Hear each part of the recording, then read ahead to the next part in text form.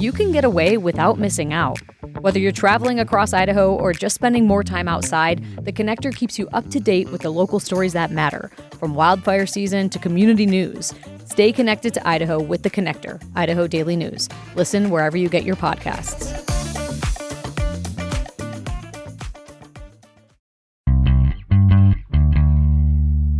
From the studios of Boise State Public Radio News, I'm Gemma Gaudette. This is Idaho Matters. President Trump signed an executive order this week calling for some significant changes to the way childhood vaccines are recommended in the United States. The order would reduce the number of vaccines routinely recommended for all children, look at spacing some vaccines farther apart, and even explore breaking up combination vaccines like the MMR shot into 3 separate shots. The White House says the goal is to give parents more choice, but a number of pediatricians and public health experts say the changes could instead leave parents confused about what their children actually need. It is Wednesday, which means it's time for Dr. Pate to join us. He is the former CEO of St. Luke's Health System and the co-author of the book Preparing for the Next Global Outbreak. Hi, Dr. Pate. Hi, Gemma. And folks, remember, if you have a public health question for Dr. Pate, just send us an email, idahomatters@boisestate.edu. Okay, Dr. Pate, I want to start with a question that I imagine a lot of parents, especially with younger children, might be asking right now. And maybe it's this. They have a doctor's appointment coming up. And does this executive order change which vaccines their pediatrician is now going to recommend for their child? Very unlikely. The vast majority of doctors out there are no longer looking to the federal government for the guidance because it has become so co-opted by disinformation and poor science. So they're still continuing to stick to the old guidelines that are also promulgated by the American Academy of Pediatrics that used to do this before the CDC did. And so they've gone back to doing this. But there's many medical professional societies who have risen to the occasion. They're putting out the recommendations that are actually science-based. And most physicians that I know of are going with that. You know, Dr. Pate, I was actually at the pediatrician's office earlier this week with one of my children, and it's the first time I saw when we walked into the pediatrician's office in the exam room, on the door, it said, "We follow the guidelines of the American Academy of Pediatrics." And it just struck me because we've been going to this pediatrician for years. I've never seen a sign like that until this most recent visit. Yeah, I think that is really great because it helps for that physician to be able to communicate where he or she is getting her guidance, which is the most reputable source, and has been for many decades. And so American Academy of Pediatrics, anybody can go to that site and you can find their guidance there.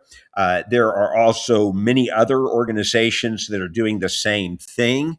The Vaccine Integrity Project through the CIDRAP, which is with the University of Minnesota, has been actually putting together great summaries of all the evidence we do have to support those prior guidance. So that's a good site. The Children's Hospital of Philadelphia has a great vaccine resource site. It's just, unfortunately, until we get past all the politics and ideologies, we're not going to be able to fully trust the federal government.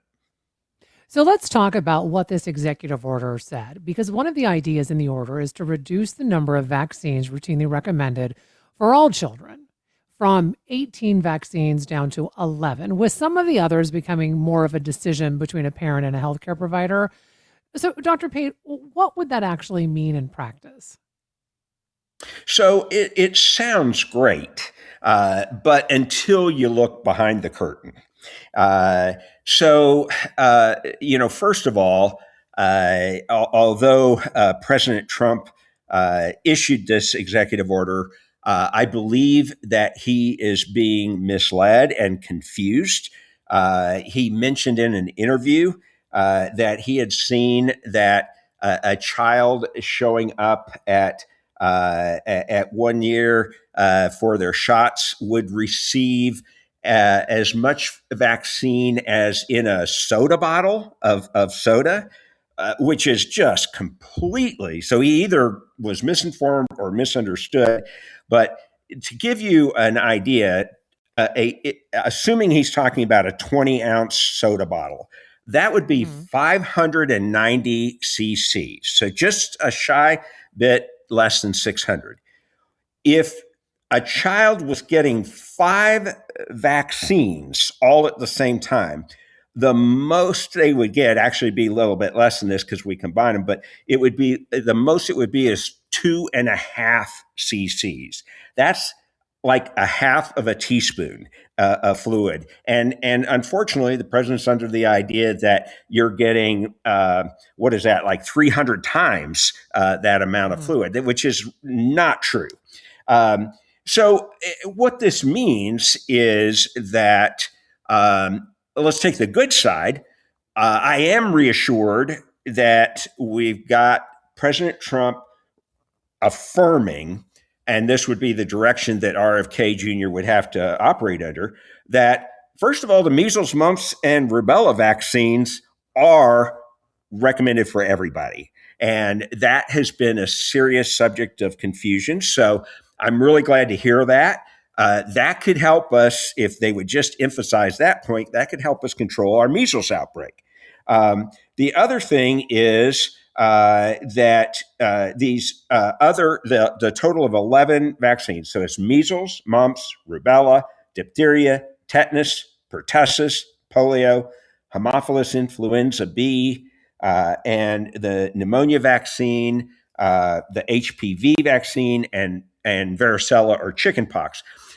We at least know those are off the table. We're all agreeing those are necessary. What happened is if to the extent that this directive gets implemented, it moves vaccines like hepatitis B to a shared decision making, which people won't understand what that means, but that means that in order to get that vaccine, you're not going to be able to likely be able to get that without a doctor's appointment and discussion with the doctors. It makes it harder to get some of these vaccines at pharmacies. The same goes for they're moving the meningococcal vaccine. And I know you and I had just recently discussed that, Gemma, with here we are, the new school year. A lot of parents have kids going off to college. That's where sometimes I see the outbreaks in high schools, but colleges are very typical to see these meningococcal outbreaks. And the problem is that unless it is recognized very promptly and treatment started, it kills young people. Or seriously harms them. And so we shouldn't be messing around with this. And so RSV, rotavirus, those kind of vaccines that previously we just kind of had a clear recommendation guideline, which meant, look, we've looked at these scientifically, these are recommended, and a lot of parents are good with that, and of course, if not, you got the opportunity to ask questions. But now those have been put in a different category, which is going to confuse parents. They're going to think, oh, wait, maybe those aren't recommended anymore, when in terms of the science and in terms of all the medical, those are exactly still the same. Nothing has changed from our standpoint. This is political and ideology games. So, Dr. Pate, one of the other things that this order said was spacing vaccines farther apart. Now, this is something that even when my oldest was a baby, I knew people that did this. I think it can sound very reasonable, right? Like, I don't want to go in there and have my baby jabbed, a couple of times. What's the harm of spacing them out? Um, can you talk about that from a medical standpoint? I mean, is there a downside to spacing out certain vaccines? Well, Jimmy, you're exactly correct. It sounds good, it sounds like, oh well, that makes sense. Let's space them out. Hmm. The problem is the reason that we came up with the schedules we did and the timing is because we look at that developing child and we look at here in the United States, which is different than a lot of other countries, what age are they typically getting exposed to these various infectious diseases? And at what point is their immune system developing where we're seeing a more optimal response to the vaccine? So we look at those two things, and that's why we've come up with the guidance. So although it sounds reasonable, if you space them out, which means you're delaying some of them, what you're actually doing is moving those vaccines past the time that the average child in the United States is actually being exposed to the disease. So, so you run the risk that they are going to get the very infection the vaccine was designed to prevent. And then this idea of now taking something like the MMR vaccine, and instead of doing one shot, you're going to do three. So here we have the idea of less vaccines, right? But then we're going to potentially have three shots instead of one. So first off, is there has to be a reason why this vaccine was combined. But second, are those individual shots even currently available? I mean, is that even an option? So in the United States, it's not even currently an option. I believe those separate vaccines stopped being produced. I think it might have been like 2009. I'd have to look it up for sure. But basically, the point being, they're not available. If I wanted to order one of the single vaccines, I couldn't get it anyway. Nobody distributes it here in the United States. So it's not currently available, and it's not currently available for a very good reason, because decades ago, we firmly established that your risk to measles, mumps, and rubella is generally around the same time age or age, Mhm. and we did the studies to see, is it safe to combine these vaccines? We have determined study after study, absolutely. And then the other question we always have to worry about when we combine vaccines is, does anything about that combination inhibit the immune response to another? There's a mechanism where that could occur, but it does not occur with these vaccines. So, what we have found is that the immune response is just as good, and it is the perfect timing based on when people get exposed to this. So, this whole notion of why would somebody now, today, be suggesting that we divide these vaccines up? I can only speculate. And I believe that the reason is because there are people out there that want to pick and choose among those various three diseases, which ones to protect their children for. That would be a mistake.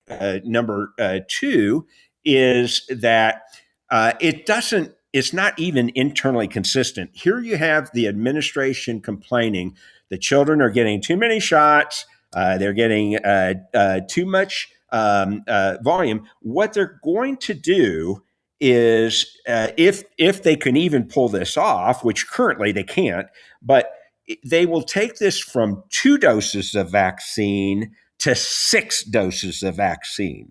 So, how does that make sense with what their stated objective is to decrease the number of shots kids are getting? On a practical standpoint, this means more cost for parents because those vaccines are more costly to administer separately than together. So, more cost, more doctor's visits, and What you have now done is you have taken a child who's probably not going to be real wild about getting a shot, Hmm. and you are now going to be getting them four additional shots, which makes no sense. So, Dr. Pate, the other thing that I want to talk about when we are talking about vaccines, and I think it's especially important right now, and that's measles, because we are seeing measles cases at levels that our country has not experienced in decades. And we have kids going back to school. The Boise School District went back into session today. What happens when vaccination rates start dropping even a few percentage points? I mean, even when there are kids who have been vaccinated. Yeah, this is this is bad timing for us to be having a measles outbreak across the country because of just exactly what you said. Kids are going back to school. Guess what kids do when they go back to school?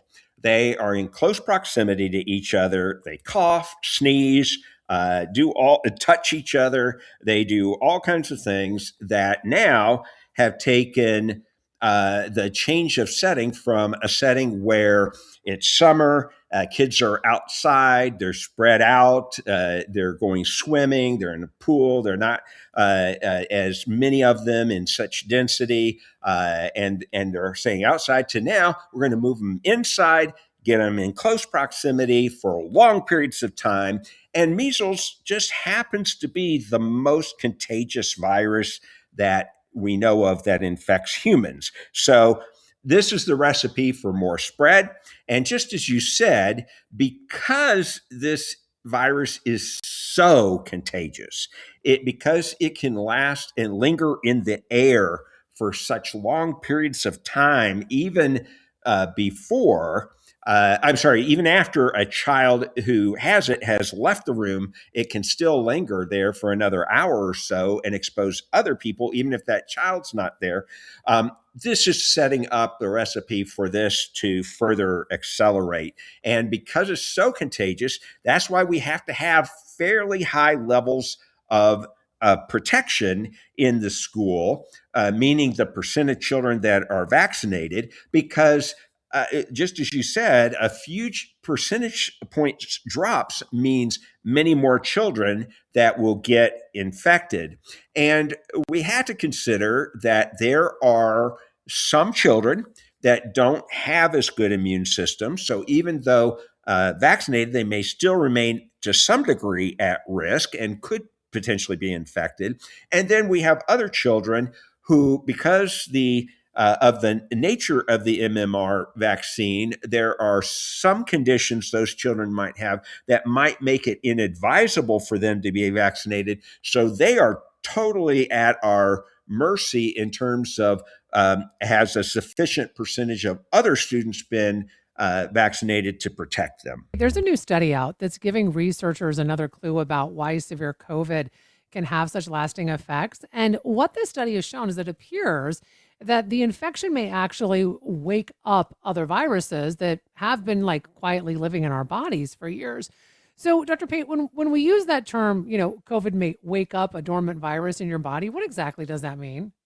Yeah, so there are, so most Americans walking around have anywhere between about 8 and 12 viruses that are still in their bodies. Their bodies haven't cleared it, but they've contained it. And so the virus is not active, it's not causing active infection, but it is in there.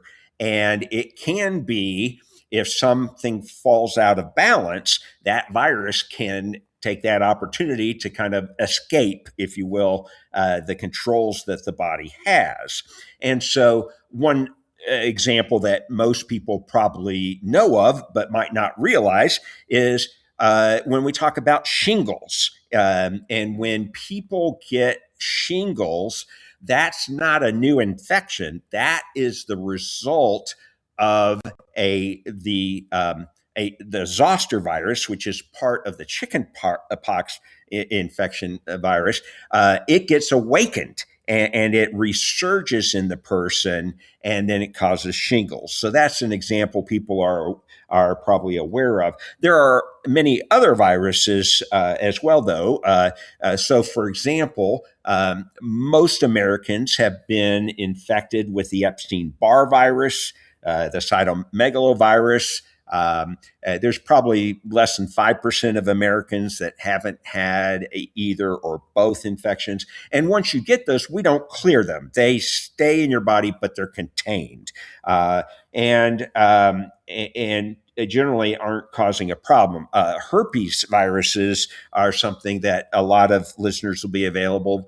There are some people that are plagued by recurrent blisters on their lips or in their urogenital tract from herpes infections. That's another one that can be reactivated.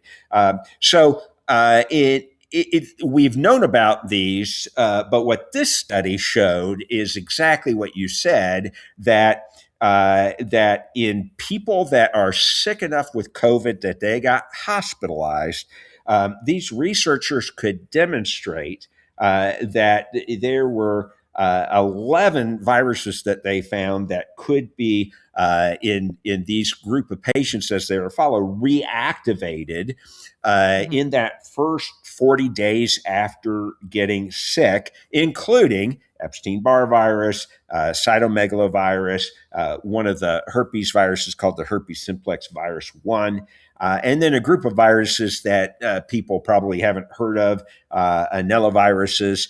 Those make up some of the others. And so what is new from this study is two things. One, that we used to think that in all of these cases of reactivation, it was because the immune system got suppressed. And of course, when we're treating severely ill COVID patients, one of the things we do is to suppress some of those inflammatory responses.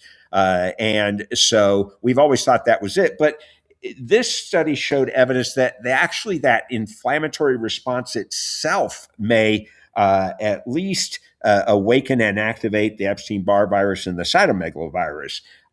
Then the second thing is, although we have not understood a whole lot about anelloviruses, but 80 to 90% of Americans are infected with at least one of those. What they showed is that there seemed to be a correlation with reactivation of that and whether the person developed long-term physical disabilities or long COVID. Mm-hmm.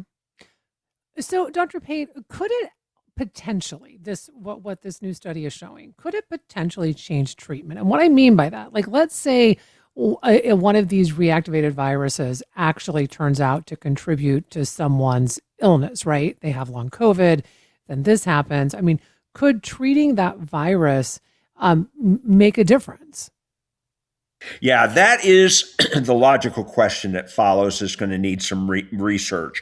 So what this study did not prove was that the resurgence of the virus was causing long-term disability or long COVID, but it did show it was associated. So the question is it just kind of an innocent consequence of the infection, or is it aggravating the situation and contributing to worse symptoms and increased likelihood for long COVID, or is it actually causing long COVID? So I think that what will come from this study is, first of all, studies to look to see, can we show causation? Because we don't want to treat those viruses if you can't get rid of them anyway. We don't want to treat them unless they're causing harm, because the treatments are not innocuous. So I think the first question is there a causal relationship here? And we don't know that answer yet. And then second, if so, then we have to have a discussion if that's the case, and perhaps maybe this is playing a contributing role in some other conditions that are similar, that we would want to look in those cases as well.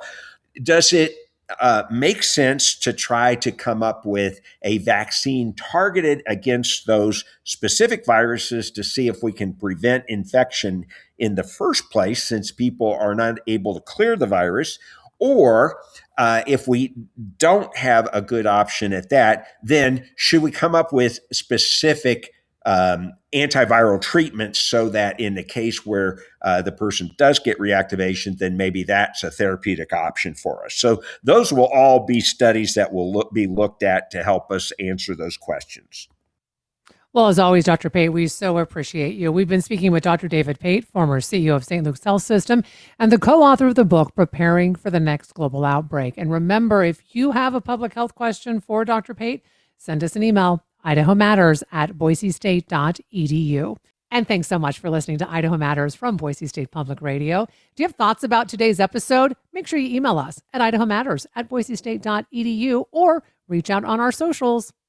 Know someone who might enjoy our podcast? Be sure to share it with them today. The fatal shooting of a teenager at a protest in Seattle has gone unsolved for 6 years. This is open in your face.